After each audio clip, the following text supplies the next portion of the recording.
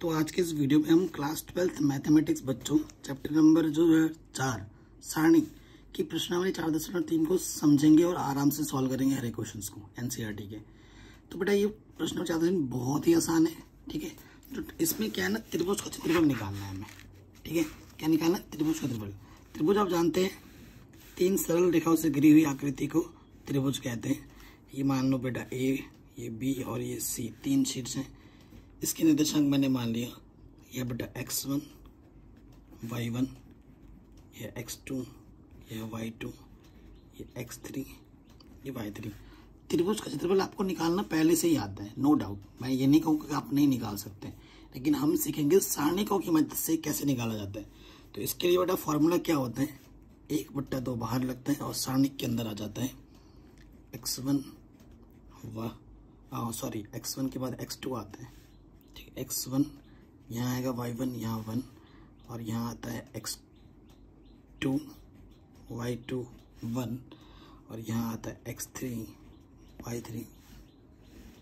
ये सूत्र है, ठीक है। इस सूत्र को आपको हमेशा याद रखना है, ठीक है। इसकी मदद से आप हर एक क्वेश्चन को सॉल्व कर सकते हैं, सारणिक के रूप में किसी त्रिभुज का क्षेत्रफल निकाल सकते हैं। तो कितना आसान सूत्र है, आप देखना धड़ाधड़ सारे क्वेश्चन हो जाएंगे, क्योंकि मिलते जुलते जिस क्वेश्चन से बेटा। तो एक मैं करूँगा, बाकी खुद आप कर सकते हैं, टाइम वेस्ट नहीं करूँगा मैं। जैसे क्वेश्चन नंबर 1 पे आते हैं, फिर निम्नलिखित प्रत्येक में दिए गए शीर्ष बिंदु वाले त्रिभुज का क्षेत्रफल ज्ञात कीजिए, ठीक है। सो बेटा यहाँ पे पहला और दूसरा तो आसान लग रहा है, मैं तीसरा कर देता हूँ। पहला दूसरा आप खुद कर लेना, क्योंकि ये एक जैसे हैं, टाइम वेस्ट नहीं करना मुझे आप लोगों का, और मुझे पता आप लोग आराम से कर लेंगे, ठीक है। तीसरा पार्ट करते हैं। तो प्रश्नावली 4.1 का क्वेश्चन नंबर 1 का थर्ड पार्ट, ठीक है। हमें क्या दे रखा है, त्रिभुज। मान लो ये त्रिभुज है, ए हमें दे रखा है -2 -3, बी हमें दे रखा है 3,2 और सी हमें दे रखा है -1 -8। आप ऐसे ही एग्जाम में चित्र बना के करना, तो एग्जामिनर पे अच्छा इंप्रेशन पड़ेगा। ये x1 है, ये y1, ये x2, ये y2, ये x3, ये y3, ठीक है। कोई दिक्कत नहीं, आप जानते हैं। चूंकि त्रिभुज का क्षेत्रफल सूत्र बेटा जितनी बार है उतनी बार लिखो। x1 y1 1, x2 y2 1, x3 y3 1, ठीक है। अब हम क्या करेंगे, मान रखेंगे। सो बेटा हमारा मान क्या है, -2 -3 1 3 2 1 और यहाँ से आ जाएगा -1 -8 1। अब हमें क्या कर देना है बेटा, प्रसार कर देना है। 1/2 तो बाहर रहेगा ही रहेगा, प्रसार -2 रहेगा। अंदर क्या होगा बेटा, देखो पहला रो पहला कॉलम छुपता है, 2 की गुणा 1 से 2 1 कम 2 -1 8 8, ठीक है। पहला प्लस का होता है, फिर माइनस लगता है, और ये पद क्या है, माइनस का। ये सब 4.1 में सीख रखा है। पहला रो छुपेगा, पहला कॉलम छुपेगा, 3 1 कम 3 -1 1 कम 1, ठीक है। प्लस माइनस फिर अब प्लस लगेगा। अब यहाँ क्या है बेटा, 1 पहला रो, तीसरा कॉलम छुपता है, इसके गुणा इसके साथ 3 8 24 माइनस के, और 2 1 कम 2 माइनस के, ठीक। प्रसार करना आपको आता ही होगा पहले से, अब थोड़ा कैलकुलेशन ढंग से कर लो। तो यहाँ से देखो बेटा माइनस माइनस प्लस हो जाएगा 8 8 और 2, देखो 8 और 2 10 10 दूनी -20 प्लस 4, ठीक है। 4 माइनस माइनस प्लस 4 12। फिर देखो बेटा माइनस माइनस प्लस 24 में से 2 घटाएंगे, माइनस के 22 22 1 कम 22 माइनस के, ठीक है। तो माइनस के 22 माइनस के 20, तो माइनस के 42 में से 12 घटाओगे तो माइनस के 30, और ये बट्टे में 2 काटोगे तो ये आ जाएगा -15।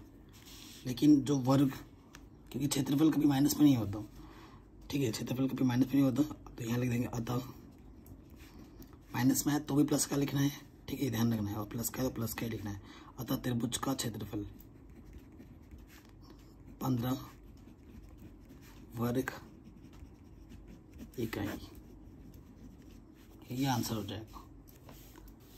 ठीक है बेटा, कोई दिक्कत कोई परेशानी नहीं है।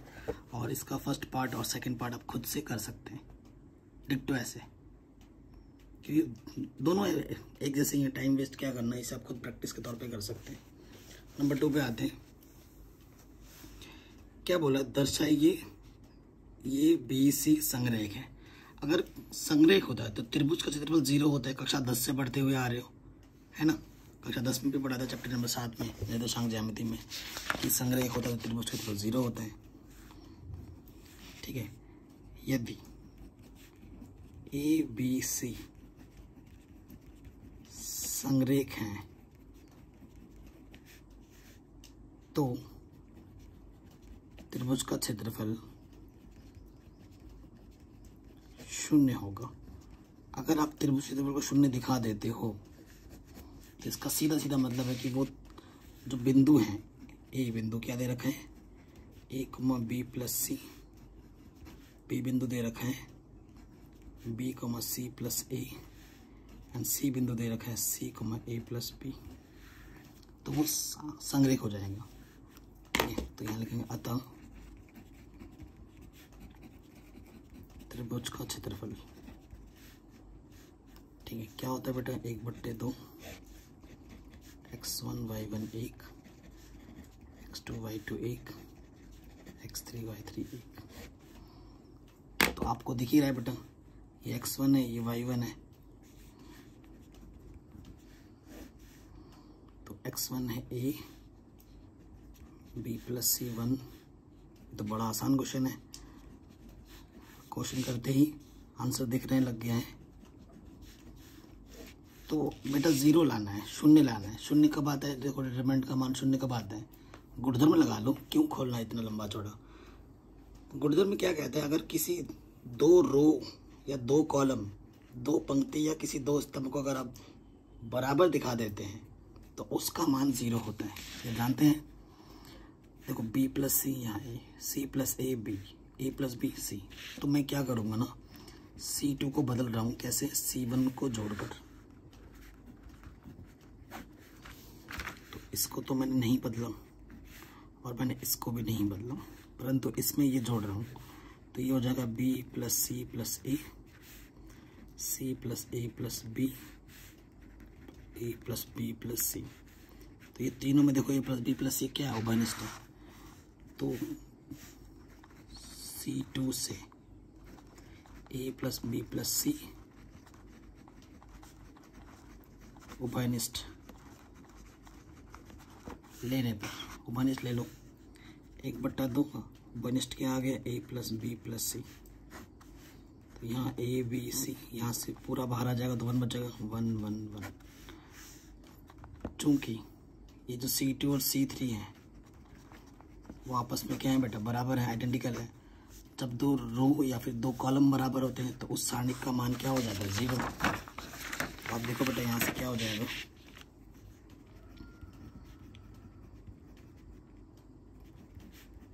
इस सारणी का मान 0 हो जाएगा, तो ये पूरा 0 हो जाएगा। त्रिभुज का क्षेत्रफल क्या आ गया, चूंकि त्रिभुज का क्षेत्रफल 0 है, इसलिए यह संरेख है। ठीक है बेटा, आराम से होगी, कोई दिक्कत कोई परेशानी नहीं। किसी पॉइंट में थोड़ा सा भी डाउट या दिक्कत लगे तो वीडियो को एक बार दोबारा ज़रूर देखें। तो देखो बच्चा, वही सेम टू सेम टाइप का क्वेश्चन है। कह रहे हैं प्रत्येक में k का मान ज्ञात कीजिए यदि त्रिभुजों का क्षेत्रफल 4 वर्ग इकाई है। इसका भी 4 वर्ग इकाई है और इसका भी 4 वर्ग इकाई है। तो उस कंडीशन में ये जो k आपको दिख रहा है ना, उसका मान ज्ञात करना है। तो मैं पहला वाला करूँगा, दूसरा वाला आप खुद करना। एक जैसे ये बेटा, एक करने के बाद दूसरा जब खुद हम उसकी उसी तरह का प्रैक्टिस करते हैं तो हमें आ भी जाता है और हम उस तुरंत उसकी प्रैक्टिस हो जाती है, रिवीजन हो जाती है, तो हमारा वो पूरा एकदम 100% सिक्योर हो जाता है माइंड में। ठीक है, तो देखो बच्चों, तीसरे का फर्स्ट पार्ट, तो जो 3 दिया है, ऐसे लिख रहे हैं हम, दिया है, शीर्ष दे रखा है, माना ए हमें दे रखा है k,0, बी हमें दे रखा है 4,0, सी दे रखा है हमें 0,2। ठीक है, और क्या दे रखे हैं, चूंकि त्रिभुज का क्षेत्रफल में क्या दे रखा है,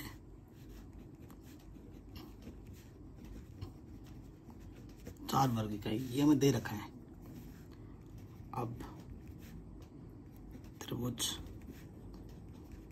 का क्षेत्रफल सूत्र क्या होता है, 1/2, x1 y1 1, x2 y2 1, x3 y3 1, यही होता है ना।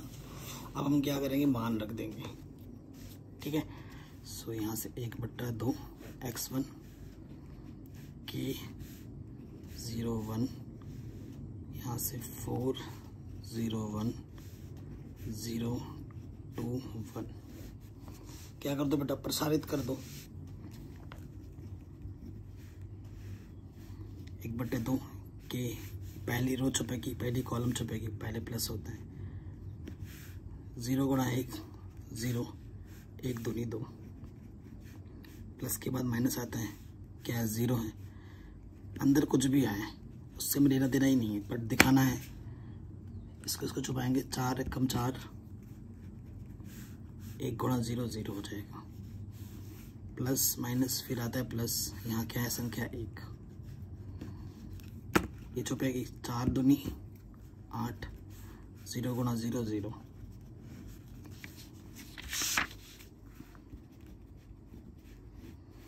तो यहाँ से आ जाएगा माइनस के 2 के, ये तो 0 हो गया, और यहाँ से आगे प्लस के 8। कोई दिक्कत, कोई परेशानी नहीं है। तो देखो बच्चों, यहाँ से 2 अनिष्ट है, माइनस के +4। ठीक है, ये समीकरण इसको 1 मानो, समीकरण इसको 2 मानो। अब एक चीज ध्यान रखना, समीकरण 1 तथा 2 से ये भी त्रिभुज क्षेत्रफल है और ये त्रिभुज क्षेत्रफल 4 दे रखा है, तो तुम्हें क्या करना है बेटा, जब तुम मान रखोगे क्षेत्रफल का मान, क्योंकि इसमें नेगेटिव पॉजिटिव दोनों आ सकते हैं, तो तुम्हें क्षेत्रफल का मान प्लस माइनस लेके चलना पड़ेगा। और यहाँ पर क्या है, माइनस का k प्लस के 4। ठीक है बेटा, ये बात समझना है, ये चीज़ हमारे पास आ जाएगी। एक बार पॉजिटिव साइन लेना है, प्लस चिन्ह लेने पर, तो प्लस के 4, इधर है माइनस का k +4, प्लस के 4 इधर के माइनस का 4 हो जाएगा, माइनस के, यहाँ 0 हो गया, माइनस प्लस माइनस 0 कोई बात एक ही होता, तो k का मान 0 आ गया, पहला आंसर। अब लेना पड़ेगा माइनस चिन्ह लेने पर, यहाँ से अगर माइनस का 4 ले लोगे, ठीक है, सो माइनस का k इस तरह आके प्लस का k, और माइनस का 4 इस तरह आके प्लस का 4, तो k का मान क्या आ गया, 8। तो ये हमारा आंसर आ जाएगा, k का मान 0 होगा और 8 होगा। ठीक है बच्चों, ये क्वेश्चन हो गया आपका आराम से। अब डिक्टो ऐसे ही क्वेश्चन बनेगा सेकंड वाला पार्ट, है कि नहीं, ऐसे ही बनेगा, कोई दिक्कत नहीं है। और ये वाला भी ऐसे ही होगा, 5वां। तो क्वेश्चन नंबर सेकंड वाला 5वां चलो मैं कर दूंगा, पहले 5वां ही कर लेते हैं, है ना, उसके बाद 4था करते हैं। ये भी वही है, 3 बिंदु दे रखा है, k का मान ज्ञात करना है, क्षेत्रफल 35 दे रखा है इसमें। ठीक है, सो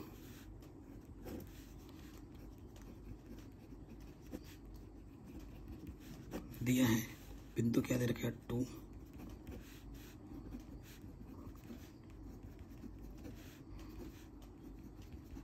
k का मान ज्ञात करना है,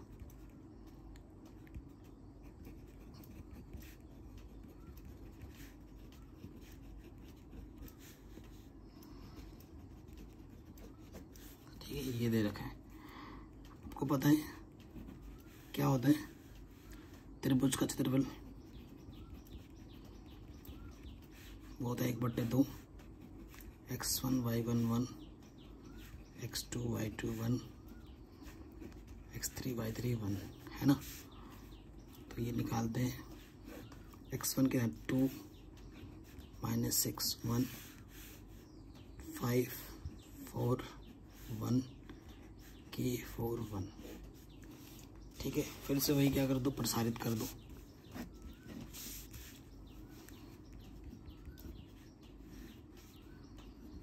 पहला रो पहला कॉलम छुपेगा, है ना। 4 एकम 4 -4 एकम 4, प्लस के बाद माइनस लगता है, ये टर्म के माइनस के 6। पहला रो दूसरा कॉलम 5 एकम 5 के एकम के, प्लस माइनस फिर प्लस, यहाँ 1। तीसरा कॉलम छुपेगा 5 चौक 20 और 4 के। सरल करते हैं, ये तो 0 हो गया, नेगेटिव नेगेटिव पॉजिटिव, 6 से अंदर मल्टीप्लाई करेंगे, 6 × 5 = 30 माइनस के 6 के।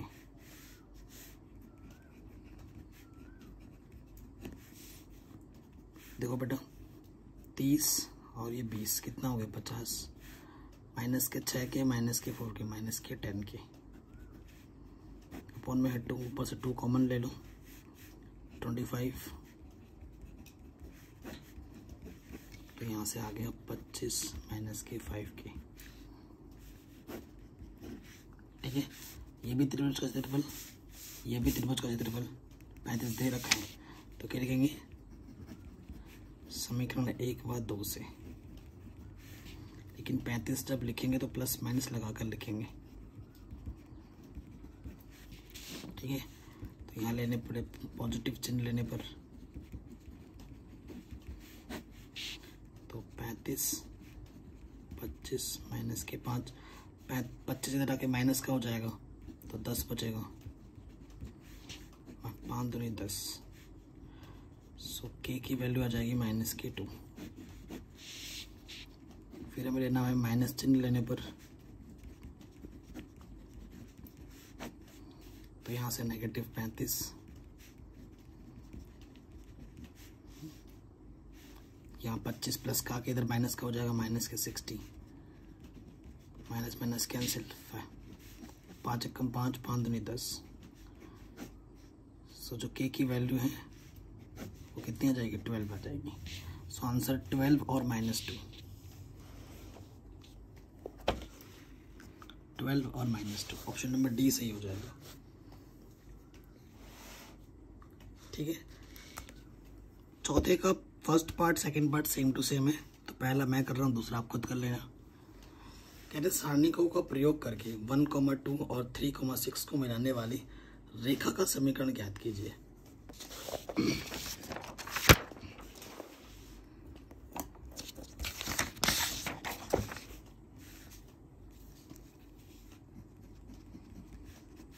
दो पॉइंट है, एक पॉइंट है 1, 2 और दूसरा पॉइंट क्या है बेटा 9, 3। अरे यार 1, 2 3, 6 है ना।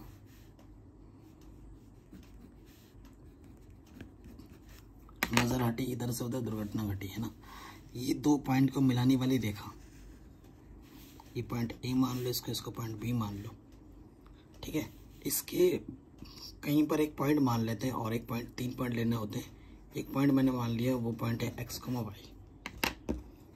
ठीक है, माना कोई पॉइंट x, y इस पर है। ठीक है, ये चीज आ गई समझ में।